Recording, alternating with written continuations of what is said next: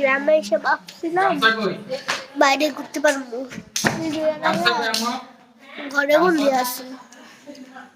এখানে আসো, এখানে আসো, এখানে আসো, জান এখানে আসো। সে গ্রামে আসছে, সে তো গ্রামে থাকে অলরেডি।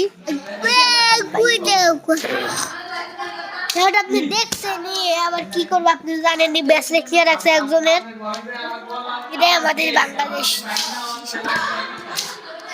বাচ্চা দে বাচ্চা আহাম যায় না কাহান